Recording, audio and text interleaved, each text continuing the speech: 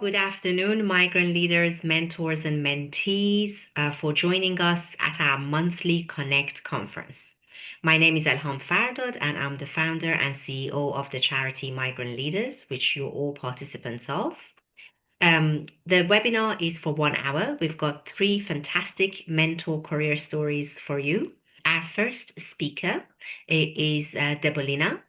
And without further ado, I'm going to pass over to Debolina to introduce herself and tell her emphasis and beyond career story. Thank you so much, Ellen. It's a great pleasure to be here. I'm looking at all of these people who've joined, and it reminds me of my 25 years ago when I first joined the industry. So I'm going to spotlight on stuff that I feel will be beneficial for the mentees to hear in the current context and in terms of their career journey and the start of it. But I'll be very happy to take any specific question that they may have once I finish. So yes, I have had a non-linear international career, mainly in the financial services sector. I am an Indian by ethnicity, but I have traveled the world through my career. I would say I've traveled 17 plus countries, thanks all to my jobs. And I'm keeping aside my personal holidays here. And for the last 10 years, I have been in the United Kingdom doing a global role with HSBC, which I very recently kind of stepped away from to kind of do a reset of my career again, which I'll come to a little later. So let me start with who I am. I am somebody who has always looked at career as a subset of an overall fulfilling life. And I think striking that balance and being able to understand that career is a part of your identity, and maintaining that integration is very, very important, especially today when the world is becoming a very different place in terms of who you are and who you need to be in the current context. And therefore, growing as a whole and how you define your own version of success is a critical thing that I've considered all through my life. And I just think that it's a very important thing to mention. And if you are today challenged to see how you see yourself between life and career, I think that is a starting point of a great reflection journey of you as somebody who's kind of a future leader of this society and this industry. Another thing that kind of signifies my journey is my curiosity and my growth mindset. I've always been a voracious reader. I've been curious, and I've picked up all the relevant experiences through my journey. So at 20, my personal circumstances did not permit me to do an MBA in a primary institution, but I ended up doing that 20 years later when I was 40. And the reason I'm making this point is to just tell you guys that if you stick to your dreams and if you honestly let people know who you are, you will automatically see there are a lot of people who can support you in the right direction. So networking at the same time is very important. I've been an introvert all through my life. I've struggled with networking. I won't make it sound that, it's very easy. But again, I would say that find your own definition of networking. For me, it was picking up new projects, experimenting with new skills, always pushing myself outside the zone of comfort.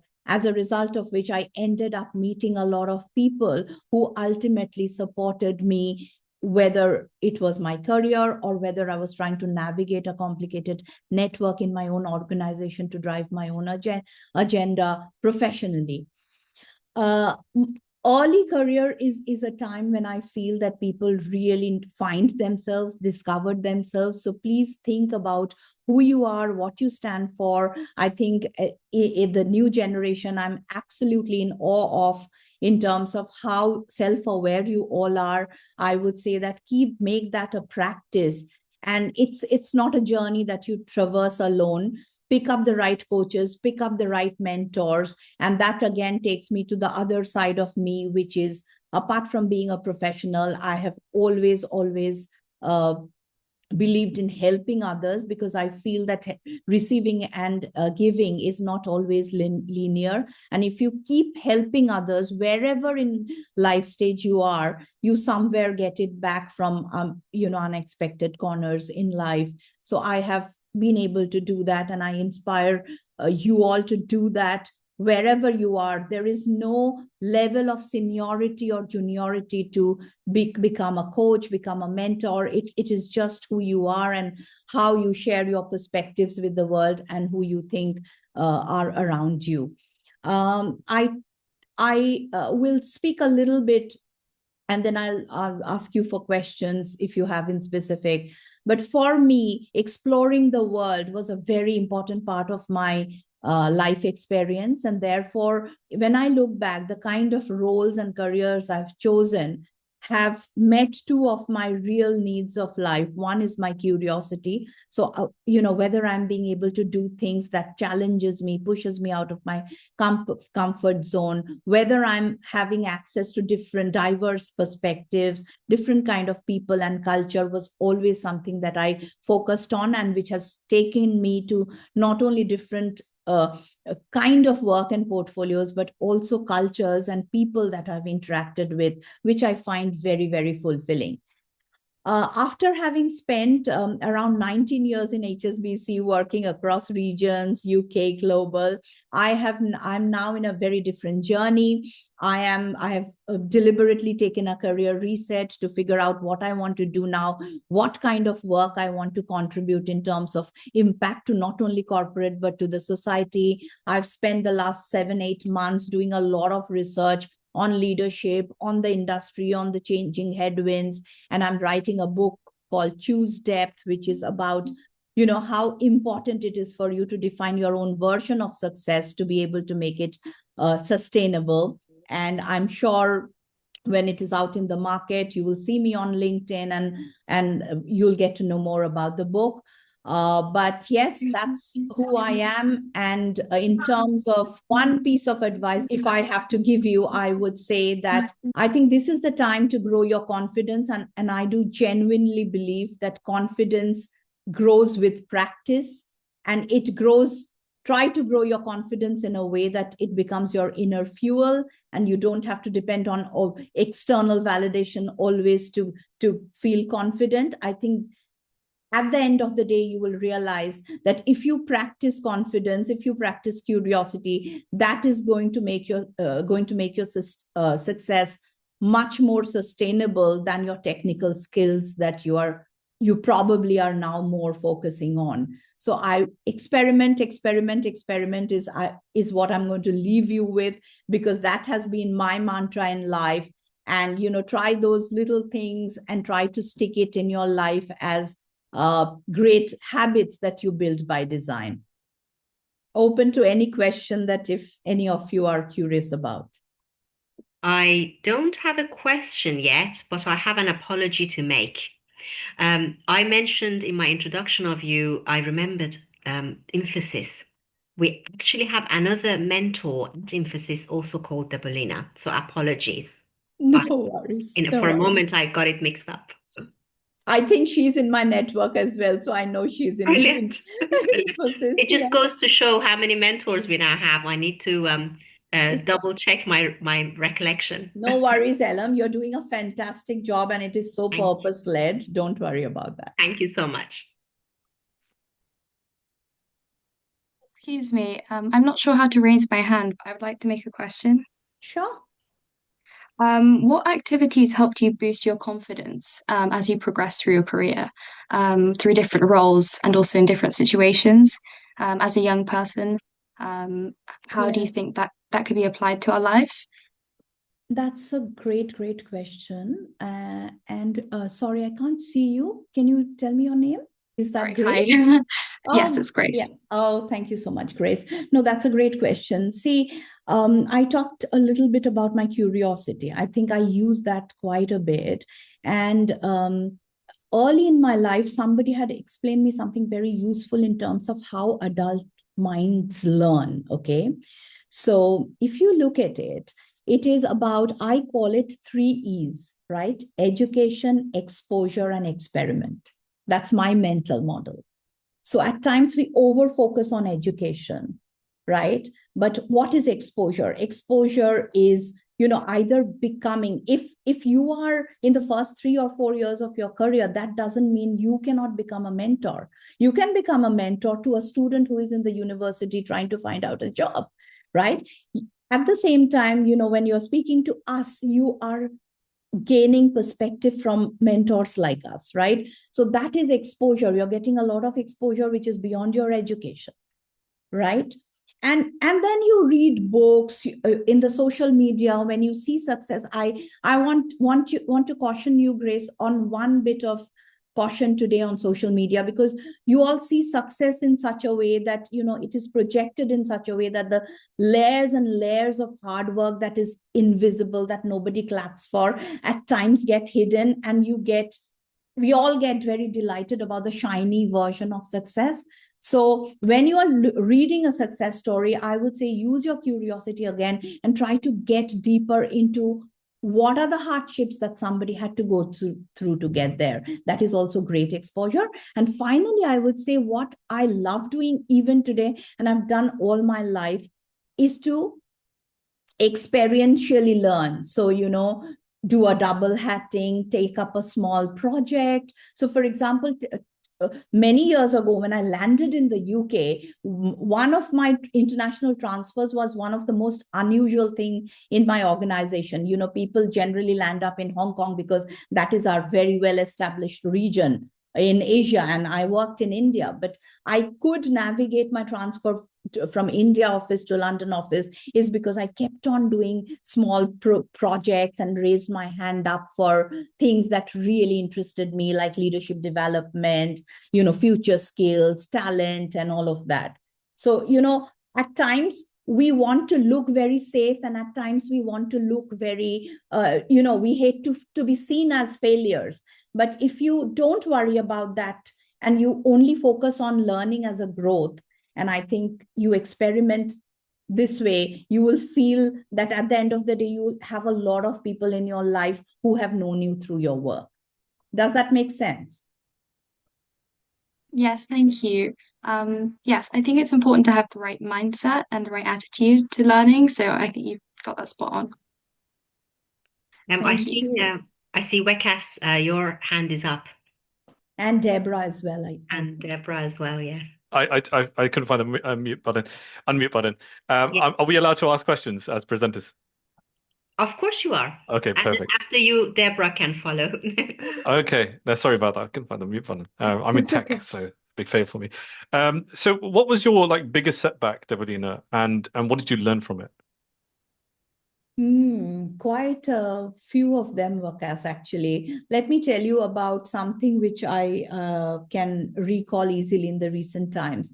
So a decade ago, when I moved into this country, I had, sometimes, Vakas, you are so busy to prove yourself that you go into a doing mode all the time, and you miss out the unspoken patterns, and you miss out reflecting back, taking that step back to understand what's going on around you.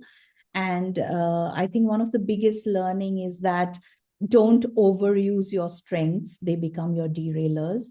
And unless you step back, take that pause and understand what the non-verbal cues, what's not being spoken, then you understand that, yes, you do have your strengths, but then how you work around your strengths and adapt to the current situation, the current culture, the current setting that you are in, to be able to be more effective and more collaborative. So I had to unlearn, de-learn a lot of my old patterns. I didn't change my core. I still aligned with my values, my personal purpose, and who I was. But I had to tweak a few things here and there to kind of become more impactful in the culture of UK compared to the culture of Asia that was so ingrained in me, if that makes sense.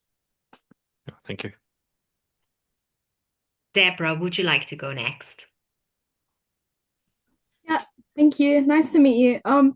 My question was because you said that your takeaway for us was experiment, experiment, experiment. But with experimenting, there's lots of trials and error, and often that can cause resistance.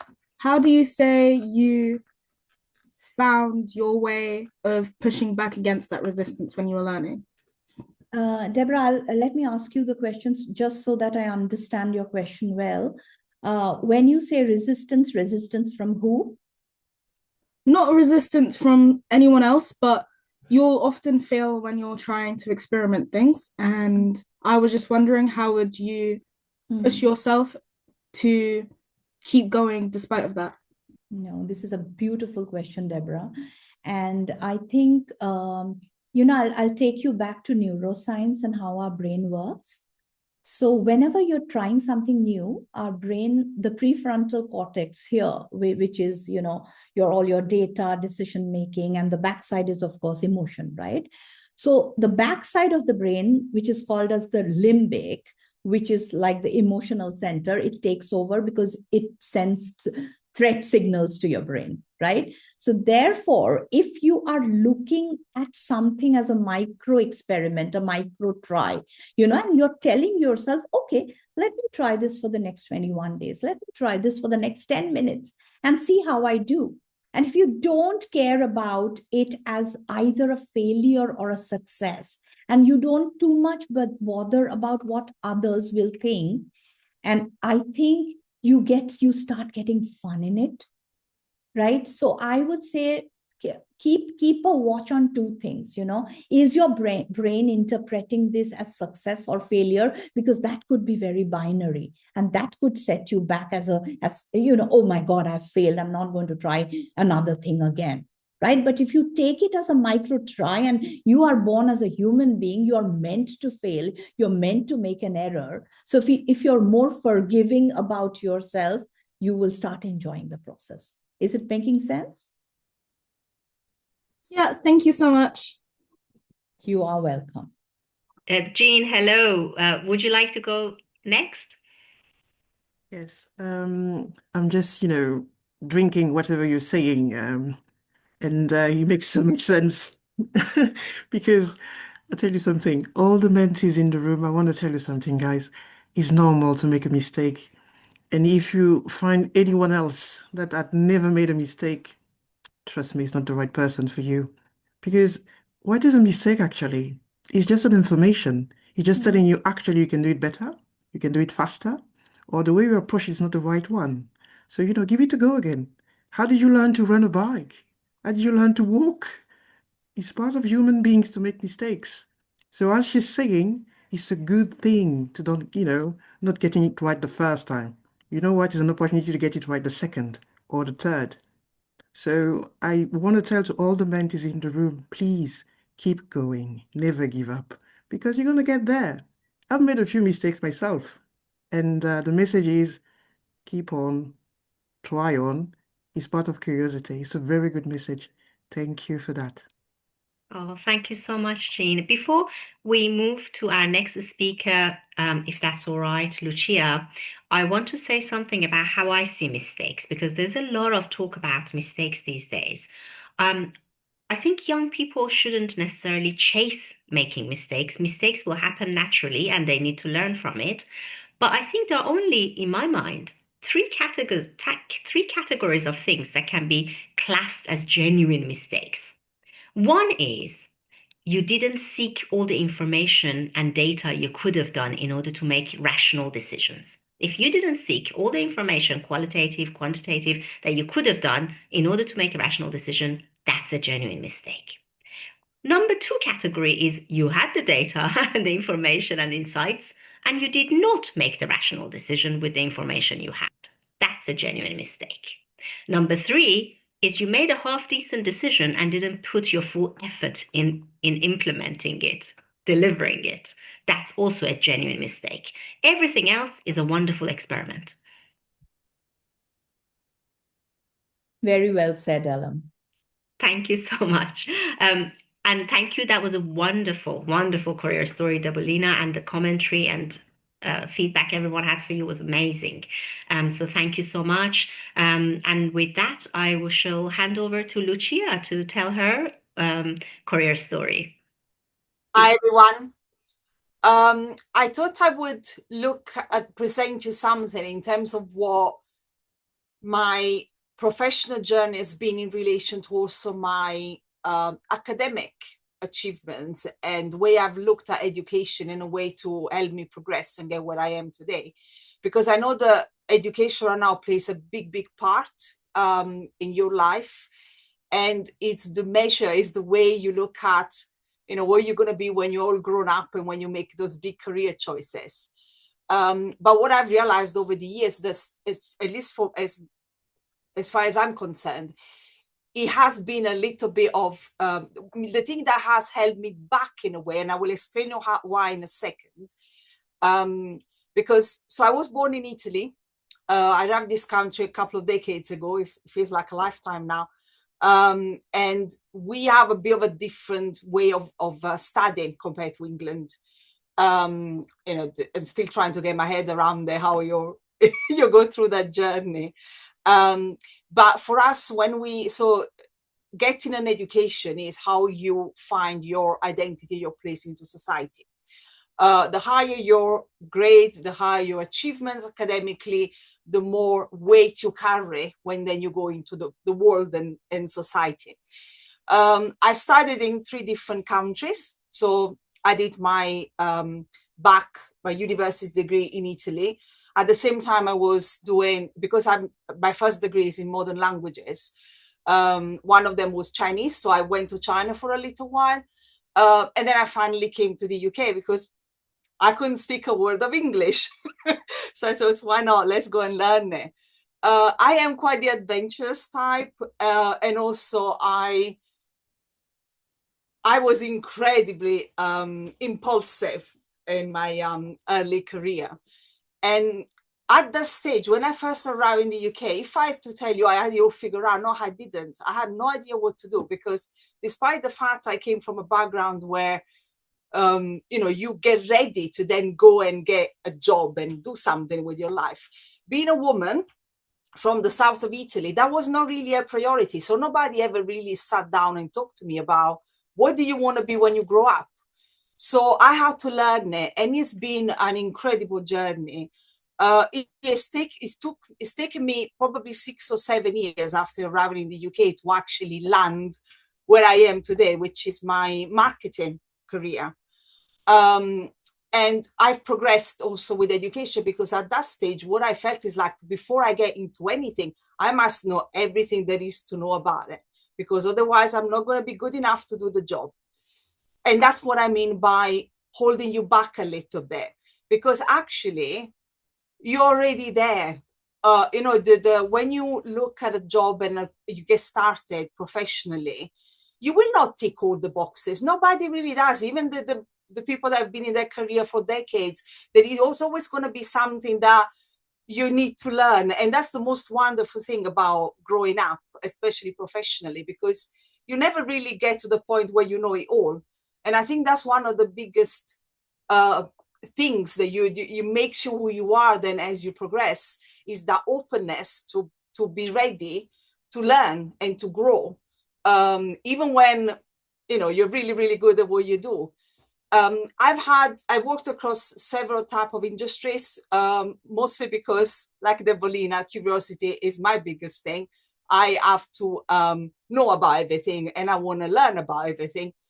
And I also looked at how education was then going to help me fill the gaps to progress into my next career goal. So rather than just studying it all because randomly without really having an objective, I started to look at what I needed to progress further. And this is how, my master's degree came into place. And also the status I've got now, I've held it for for 5 years now, which is the chartered marketeer status. So that is something that you, as a marketeer, you would normally be linked to the Chartered Institute of Marketing. And if you complete CPD, and you have to do an assessment, is an exam-based achievement, then you're awarded a status. And to me, it's a label, but it's also not, because the commitment behind this little label is the willingness to getting better and better and growing and learning. So CPD is a huge part of what I do.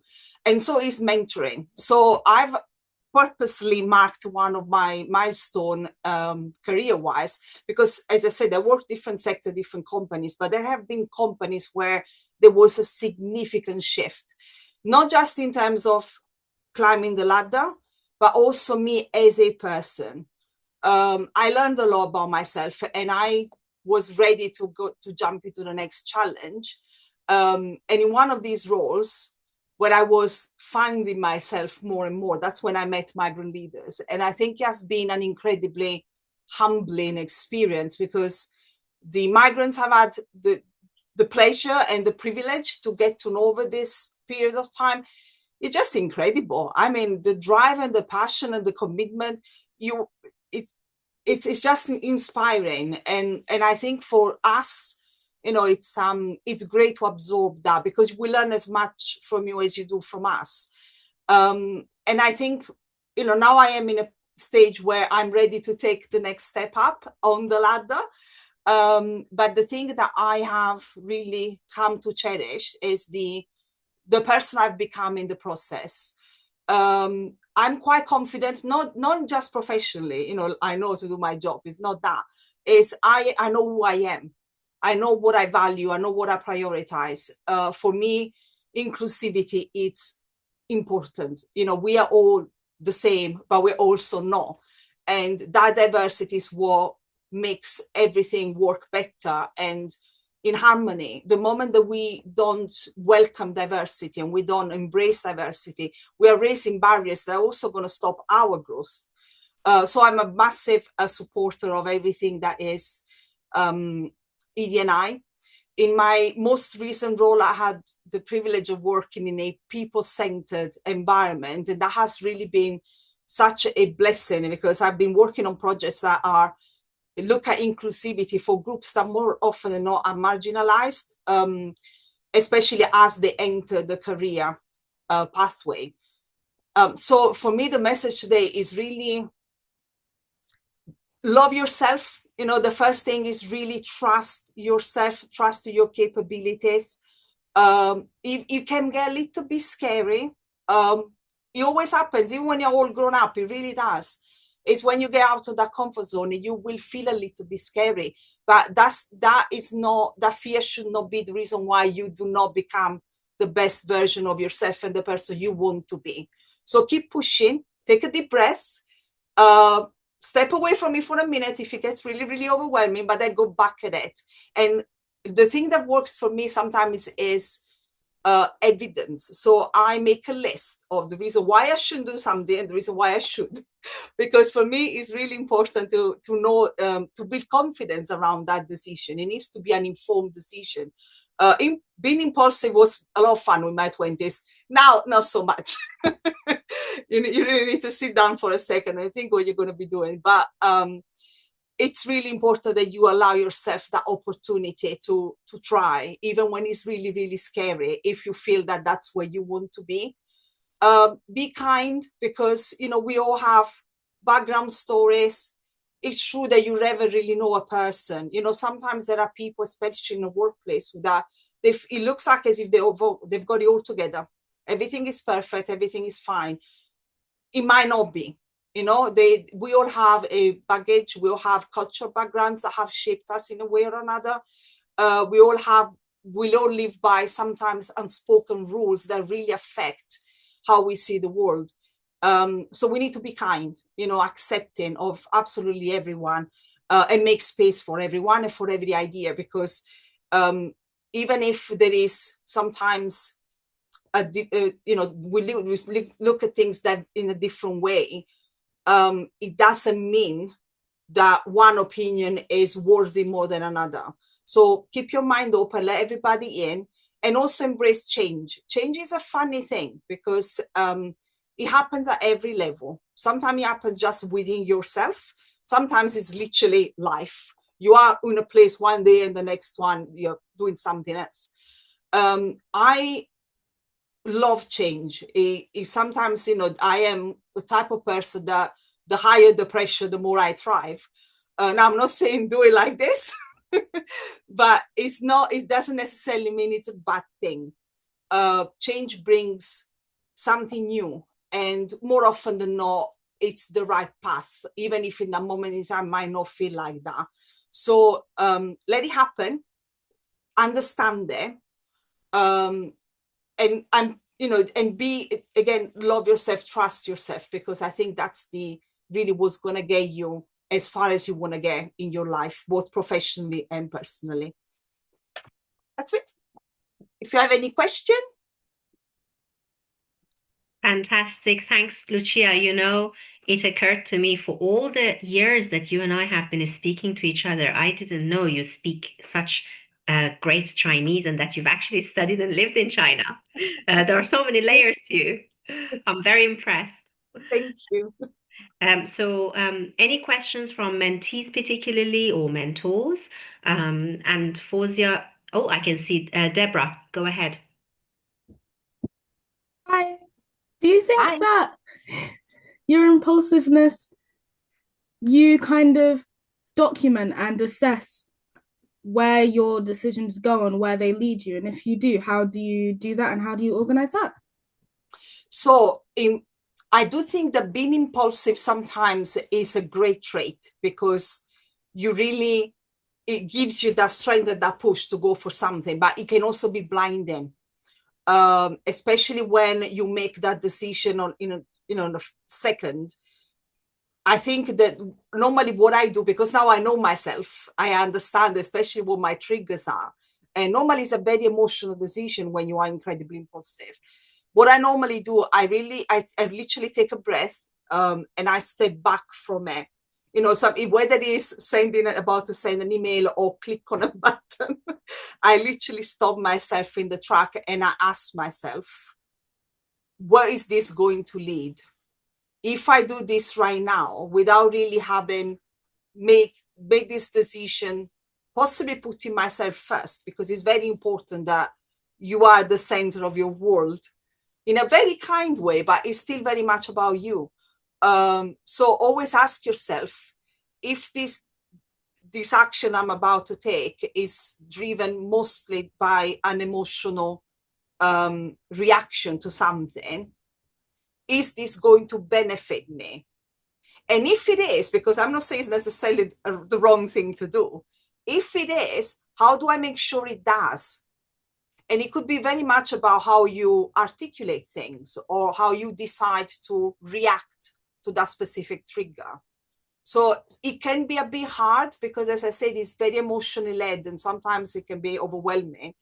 But take a breath because you will feel it. There is literally this big emotion that comes up. You will feel it. Stop in your track and ask yourself, is it good for me? And decide what that is. And then if that is good for you, how it's going to be even better for you, and make sure you follow through.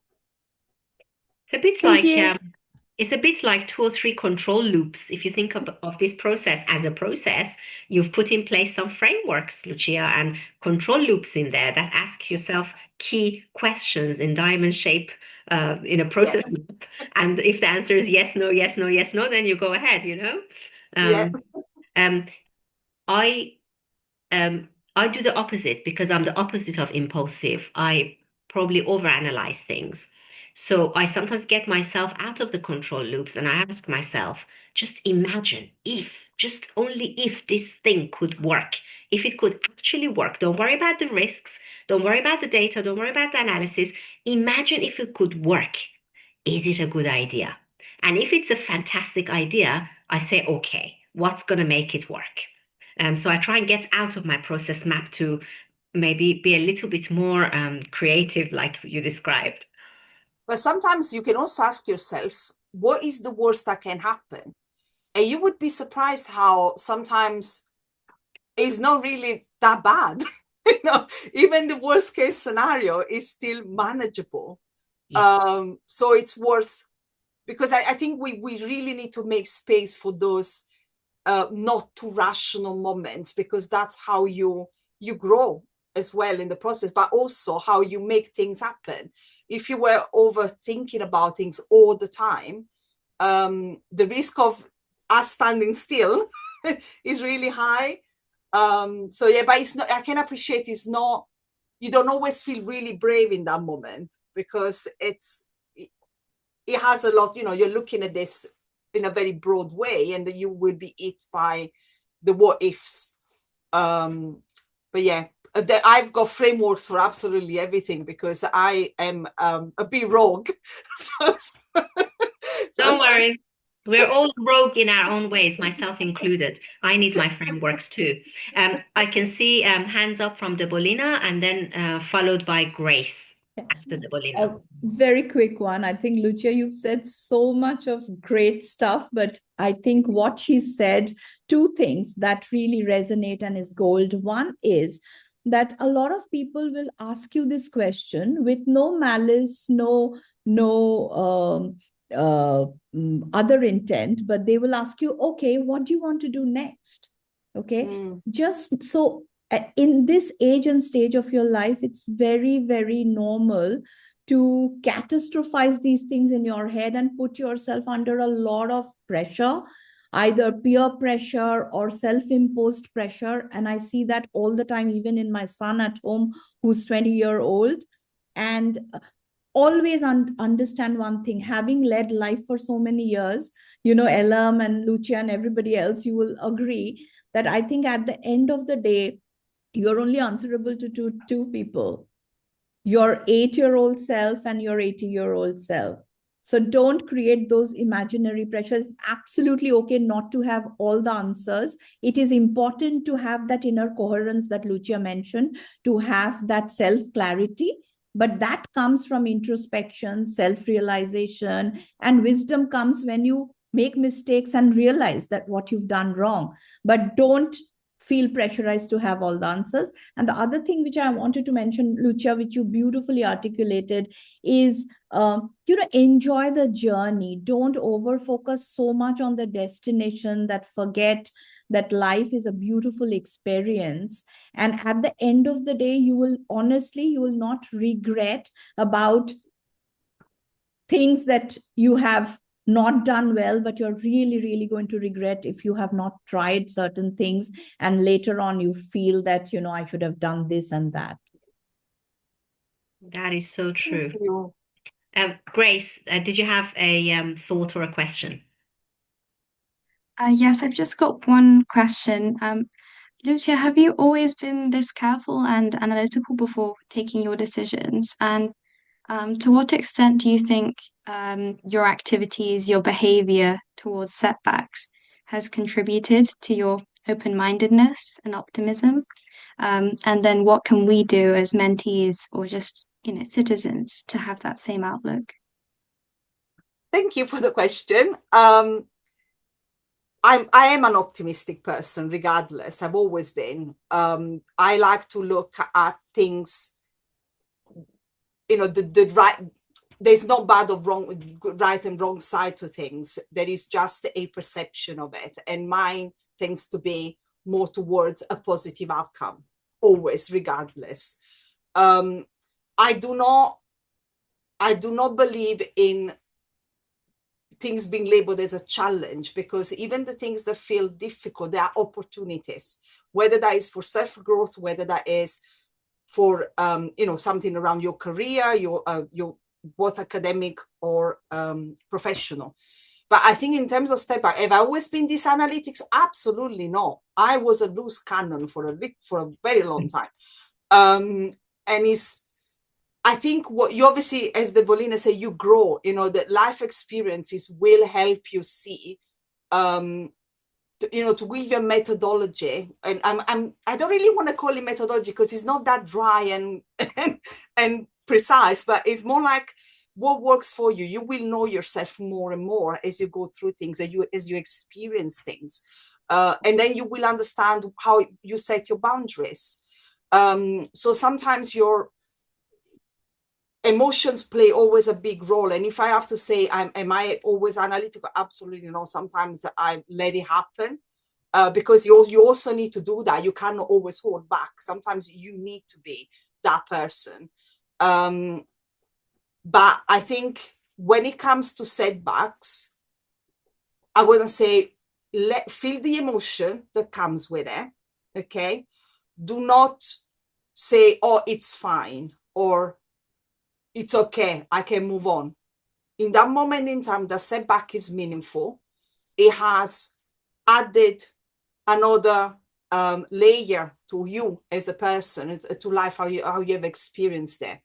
So you need to understand what it feels like, because the moment that you give yourself that opportunity to actually experience it and understand what it means to you, then you can also understand, how do I ensure that I don't get myself here again? Is there anything about this experience that I can take away that gives me a better opportunity later on to just do it differently, if that's what you feel should have been the outcome?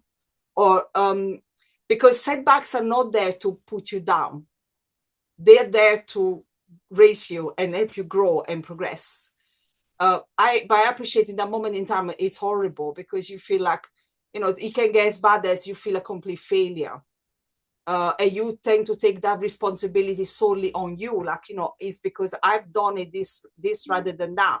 I should have said these things. I should have not said that. And therefore I've caused it. It's not necessarily true. There are many reasons why things happen, but do not feel that you have to either be too analytical about it, or just feel defeated by it. There is a way in the middle, which is going to be your own way. It's so different for all of us. We're all comfortable with different things at different levels. So there is not a rule. There's going to be a way that works for you. For me, what really happens is, because of I come from an incredibly emotional, I'm Italian, and we are dramatic. We really are dramatic. So we have this really big outburst when things happen.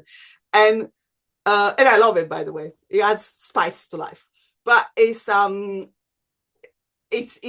thing that for me, I need to realize, like, okay, sometimes this doesn't really work in my favor. What am I going to do about it?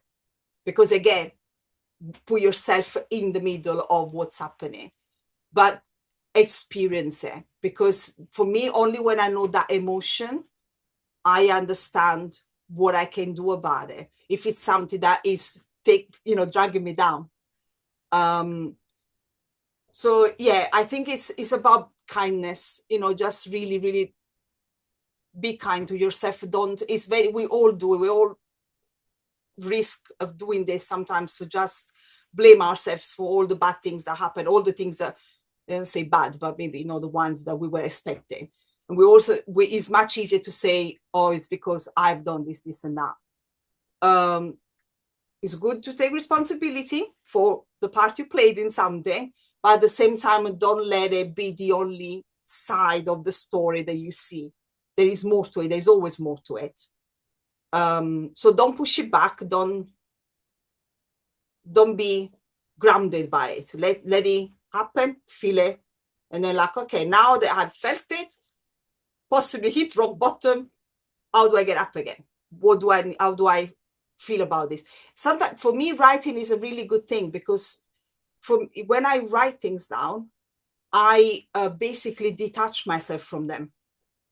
Instead of them being in my head and me going over and over and over this experience, I put it down on a paper, and then I look at it, and it's physically out of my body. And then I look at it for what it is. That's what works for me.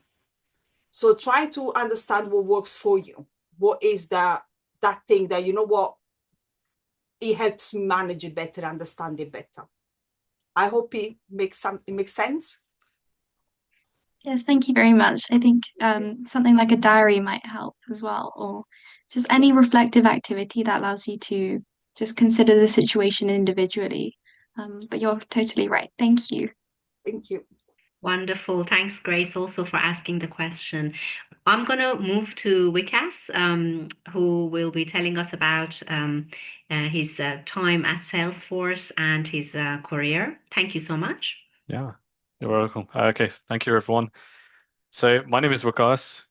Wakas Awan. I'm a customer success manager currently at Salesforce. Very big software company. If you haven't heard of it, Google it. It's one of the biggest. I think it's in the top 10 biggest software companies in the world. So a lot of people haven't heard of it. But anyway, so I thought, thinking about this, and it was a great slide that Fawzia sent me. I put a lot of thought into this, and I thought, okay, where do I want to start the journey? And I thought I'll take you all back to right at the beginning, where I was born in the UK. So you can probably tell by my accent. I've actually had the privilege of living in other countries as well, Pakistan for 2 years and Saudi Arabia for 1 year. And this is because my family moved there, and I moved with them. So that was a really good experience in the sense that I understood kind of a different perspective outside of my norm. Where I was brought up, I was homesick most of the time, right, when I was out there. Bit about my education. So I went to Langley Grammar. So fortunate enough to go to a grammar school. I went to University of Surrey, did a computer science degree. I was never an academic. I hated studying. And that was pretty much throughout my entire, youth. My brain was very resistant to learning anything. I wasn't able to read books. I would have loved to read books, but I couldn't read a book. So I'm very jealous with Debolino. You're writing a book. I can't even, I can't even get halfway through a book without, having to put it down. But overall, I think the reason why I wanted to kind of start with my early journey is because I really didn't understand myself when I was young. I really, really struggled with self-esteem, with believing in myself, with just having zero faith in my capability as a person, right? I wasn't into studies, and that was a reinforced thing with Asian households, if everybody knows, right? So it's if you're not good enough in education, you're not good enough in life, right? So that was kind of a negative reinforcement, and that's just the cultural thing that I was brought up with. I also did uh, I was raised in a time where racism was quite normal. It was very common. So that was kind of the environment I was in. That was also telling me I didn't belong. Also in my head, I was telling myself I didn't belong. So most of my life, I'd say that I felt like an imposter. I just didn't understand myself, and I didn't find a place where I belonged.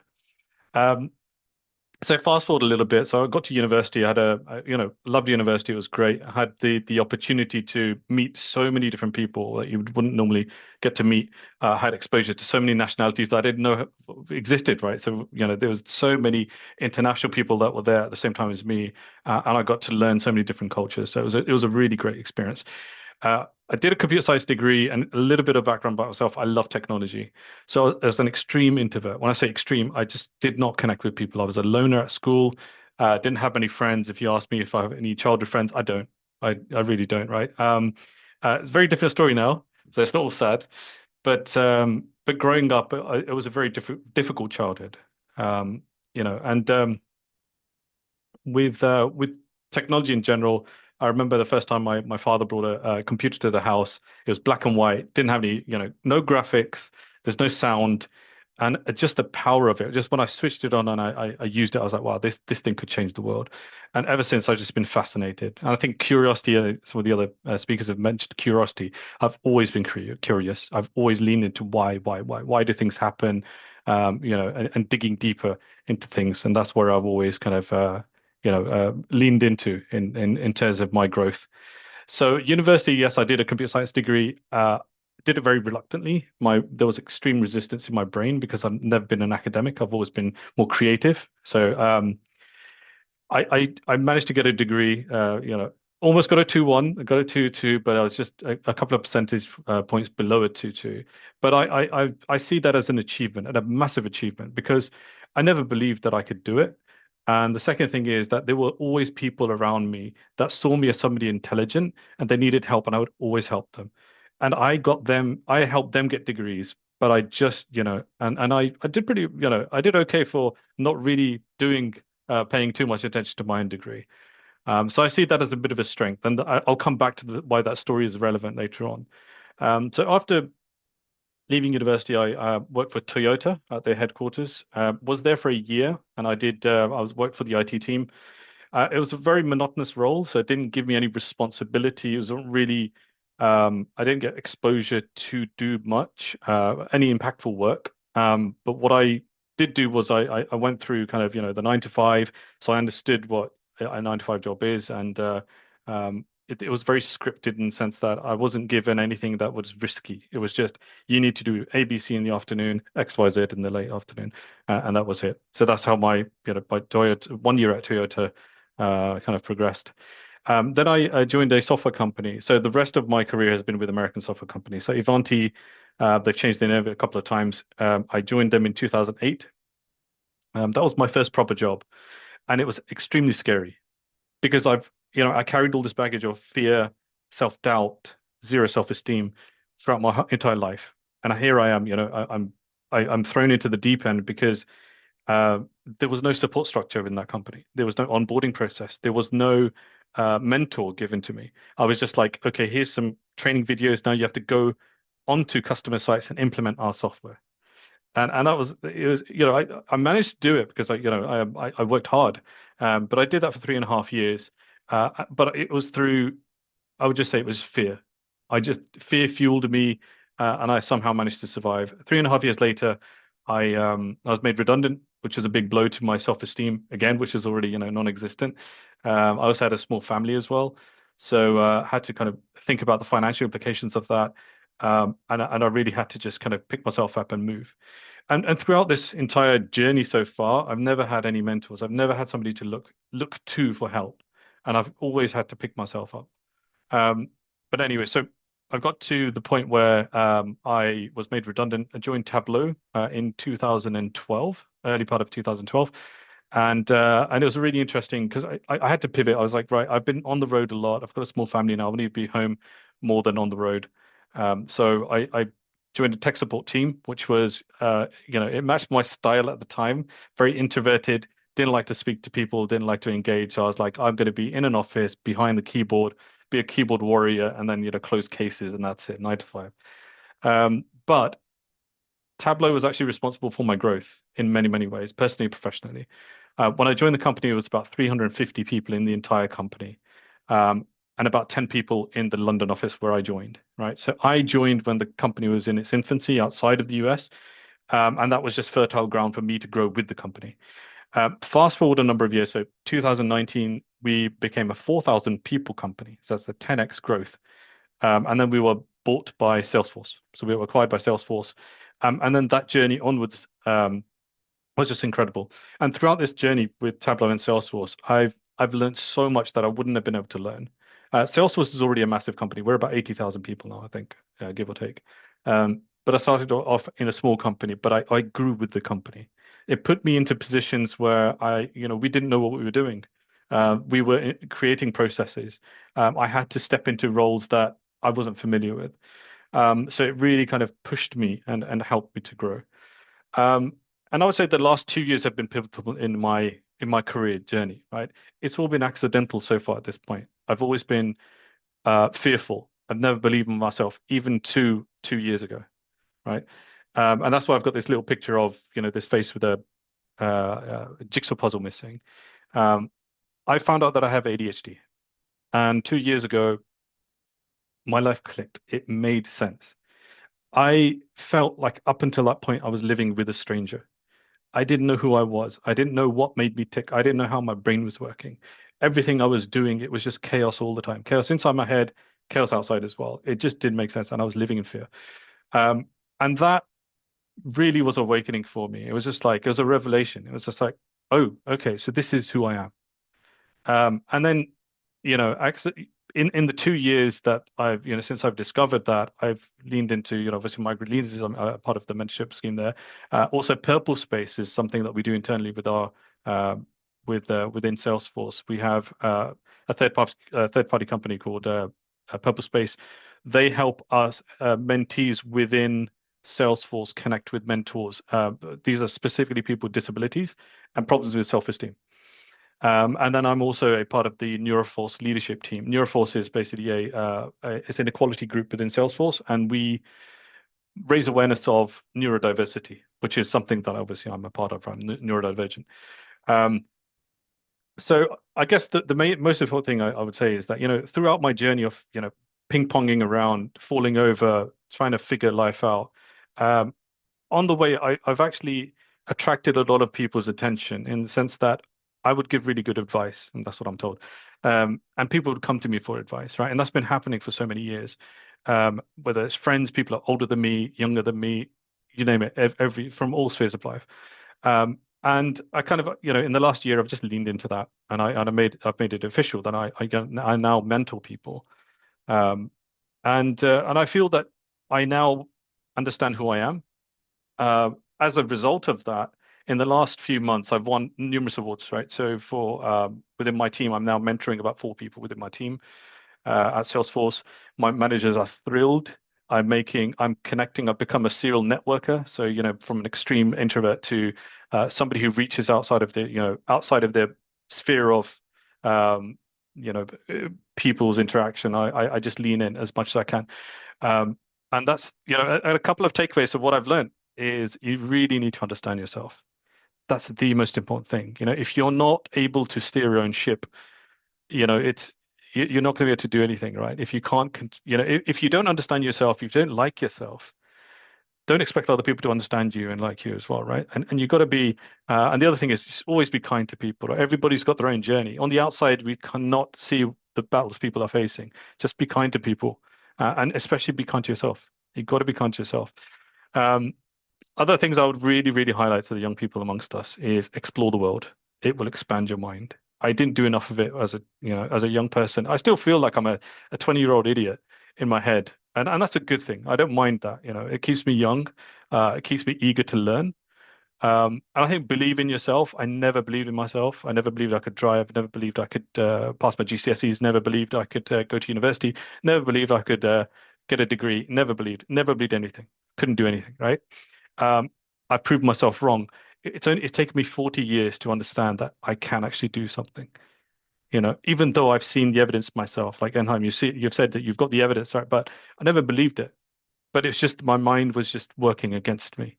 And then once I made peace with that, once I understood that, you know what, I need to really understand what's going on here, because my life is not going the way that that I would expect it to go. And the last thing I would say is just keep learning, right? That's the most important thing. Learn about people, learn about cultures, learn about, what makes people tick.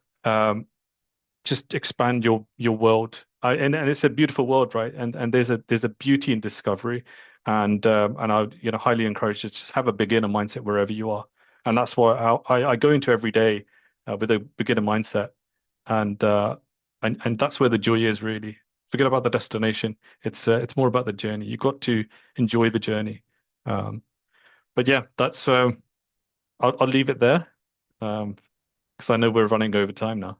Thank you so much, because that was really, really inspiring and powerful for me, because it told me that behind every success story, there is actually someone whose journey wasn't linear. And I honestly haven't met a single successful person whose journey was linear. To various degrees and of various types. There are always struggles, and your journey is really powerful. Thank you for sharing that with us. Jean, I think I see your hand up.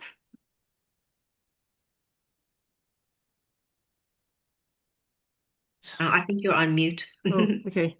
Yes, I just wanted to say that we had, fantastic speakers, and I think the key message is not about academic skills.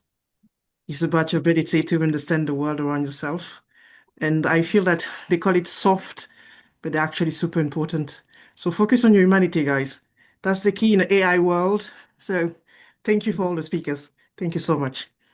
Oh, thank Thank you you. so much, Jean. And Deborah, I think you're next. Thank you. Hi.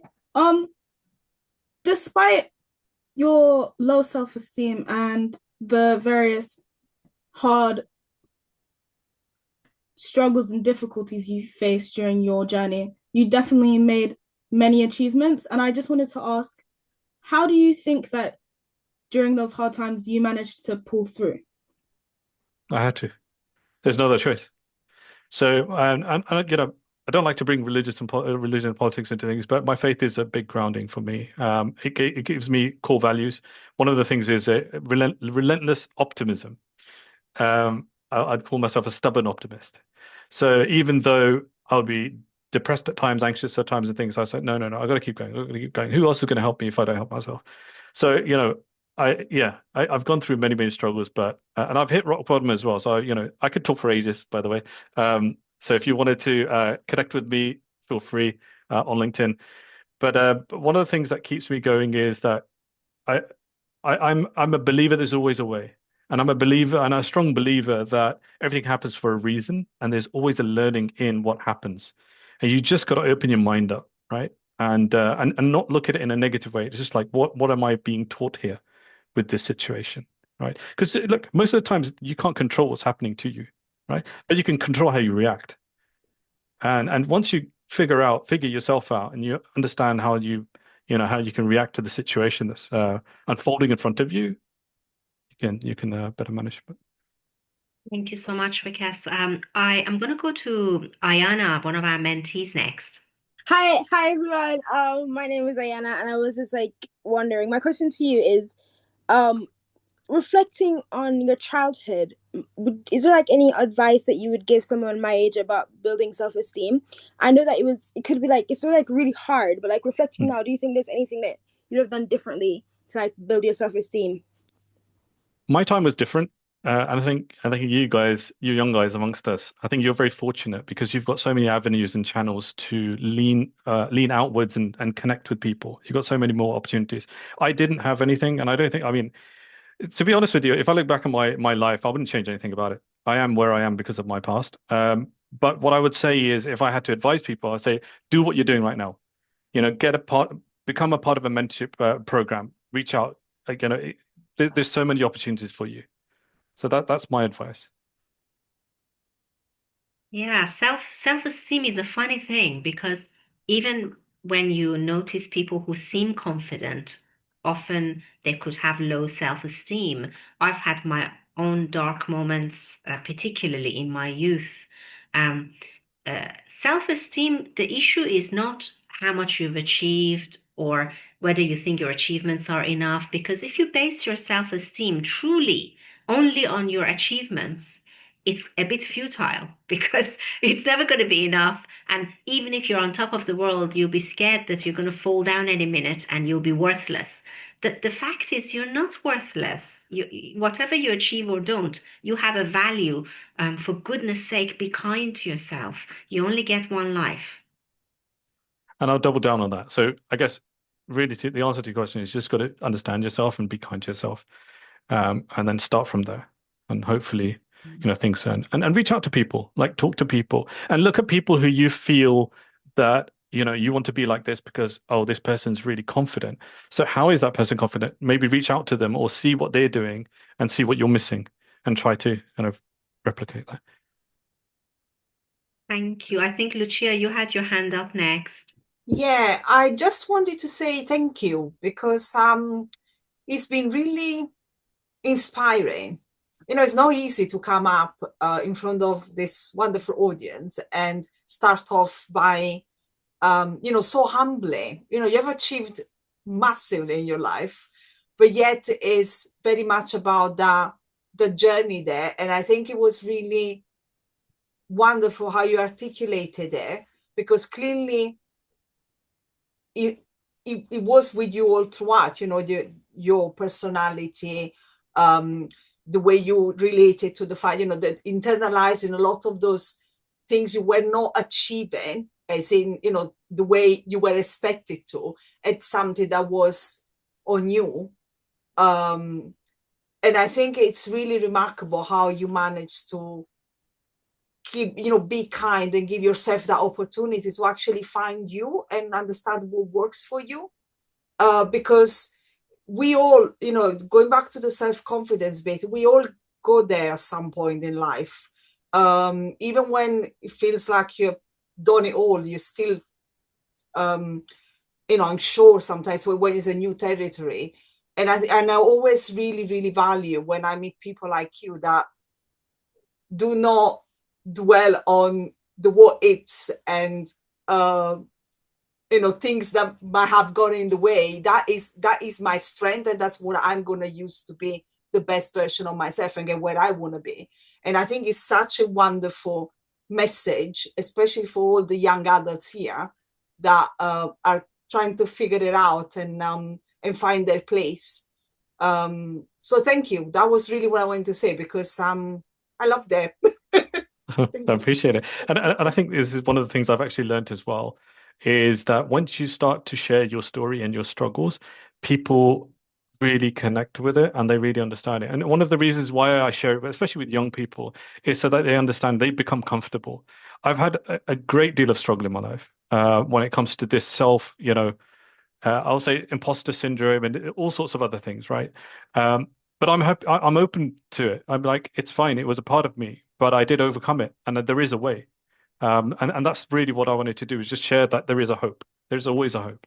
There's always a way. It's wonderful. And it all makes sense now, because why you are a customer success manager at Salesforce, because you like to solve people's problems and advise them. So it's wonderful. And thank you so much. I want to thank our three speakers, Debolina, Lucia, Vakas. That was incredible, your stories and advice. Thank you, mentees, for asking the questions and sharing. I know there were dozens more mentees on the call, and they've benefited from you. And I'm going to pass over to Fawzia, if that's all right, to finish the call. Hi, everybody. Thanks very much, Elham. I've got two things to say, if I may. Firstly, about self-esteem and focusing on negatives. Most people focus on their own negatives, so they're too busy focusing on yours. So most people won't be watching you and your negatives. They'll be thinking about themselves. But as you've already heard, try and focus outwards as well, so you're not drowning in your own negatives. Yeah. Keep looking outwards, because you look at other people's success stories, you ask them how they develop their confidence and their self-esteem, remind yourself about your own successes, pat yourself on the back occasionally. You're worth it. So that was the first thing I wanted to say. Nobody's watching you 100% of the time. You can start to look up again and restart yourself, regain your confidence. And the other thing I wanted to say, thank you so much to those mentors and mentees that have been chatting, and we've matched a couple of people up. So please make sure you've got profiles in the app, that you connect in the app, because if there are mentees that are 16 or 17, we need to make sure the safeguarding controls are there. So please do, if you share your LinkedIn profile and you connect on LinkedIn, then make sure you follow up, please, in the app, so that safeguarding controls can be put in place if we need them to be. And yeah, thank you so much, everybody, for coming this evening, spending time with us. Thank you, everybody, for sharing their stories, and mentees who asked questions and shared their thoughts. Well done. Really great contributions from all of you. Thanks very much, Fawzia. Thank you, everyone, and have a lovely evening and weekend. Thank you, everyone. Thank you, Ellen, Bye-bye. Fawzia. Bye.